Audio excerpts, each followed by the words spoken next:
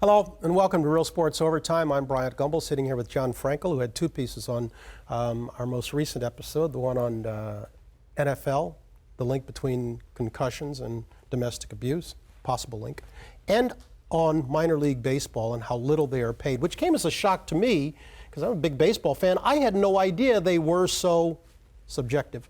Underpaid. Yeah, I had no idea either, and I think most people would be surprised because the idea is you hear about these signing bonuses and you see what Major League Baseball players are making. The fact is that if a kid is drafted out of high school in the first 2 rounds, he probably has a good chance to make a good signing bonus. Right.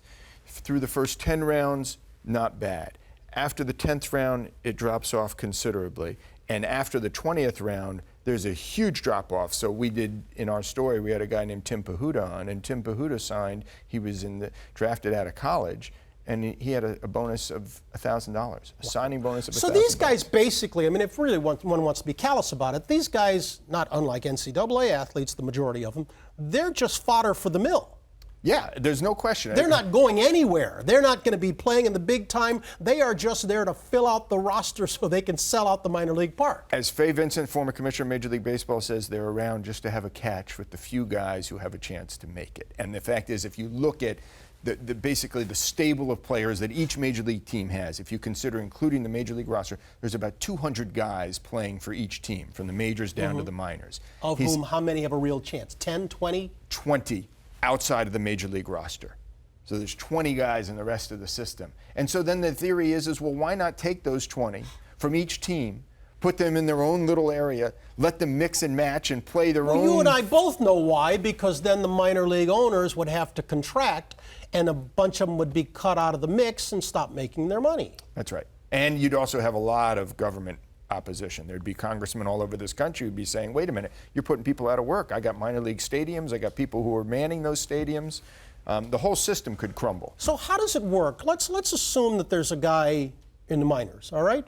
He's making, I don't know, $5,000, all right? He gets called up to the big league club. Once he puts on a big league uniform, he's part of the union, correct? Then he gets the minimum. Yes, he has to he'll get the minimum. He has to put in his time in order to get that minimum, but then he can obviously be relegated back down to the minors. But he still gets the minimum that he was assured by going up to the big club, doesn't he? Yes, he gets the minimum of a major league salary for that time that he's there. Who are these guys who own the minor league clubs in the main? Are they local rich guys? Are they not always? A lot of them. A lot of the people leagues? that we spoke to, it can be a guy who lives, on the East Coast and he owns a team on the West Coast. Maybe he had ties to that community. So, like anything, it's not so much the way the NFL works, where you have a lot of these guys living in the cities where they own the team. These guys are doing it a lot of times because of the investment, and this is a way for them to be sports owners. Separate issue. I want to talk eat kill with you. Yeah, I want to. Because you and I have been to dinner a lot together, and you're a very healthy eater.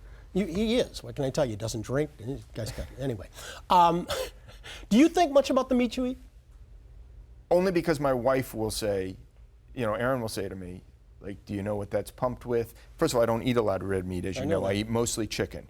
I don't know that's any better. When you watch your story, I mean, it turned my stomach, not so much the way that they were killing their own food, when I was watching the mass production and the mass murder of these animals which turns into the food that I'm eating. It really does give you pause. The question I wanted to ask you was, when you talk to these people, are they doing it in moral protest of the way these big manufacturers are producing the food that we eat? Or are they doing it because they want to be rugged and get outdoors? Yes.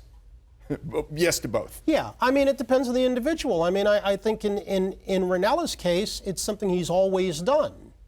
In the case of Rogan, I think it's in opposition to the way the meat is harvested, that he doesn't want to ingest that in his body. I mean, the reality is that the meat you're getting from the factory-raised farms, factory farms is, it's kind of risky when you think about it. I mean, I was reading some numbers the other day in terms of what the USDA standards are.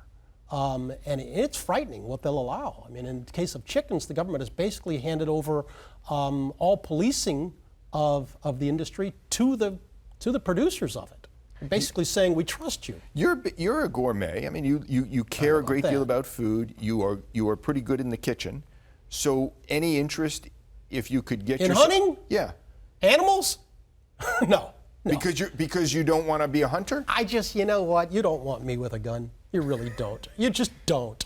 Did they offer you a chance when you were out there? You don't want me with a gun. I'm like your worst nightmare if I had one. No. And also, I could not see myself killing an animal. I realize that's hypocritical. I realize I don't have a right to eat meat if I feel that way. I get it.